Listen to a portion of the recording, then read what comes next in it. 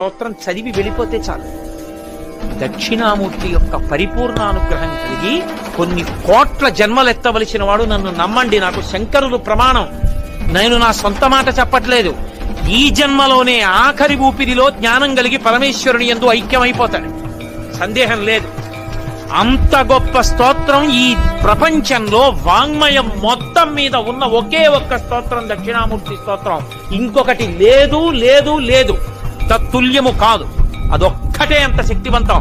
అందుకే శంకరాచార్యుల వారి వాంగ్మయం అంతా ఒకెత్తు, సామాన్యుల కోసం ఇచ్చిన దక్షిణామూర్తి స్తోత్రం ఒక్కటి ఉంది.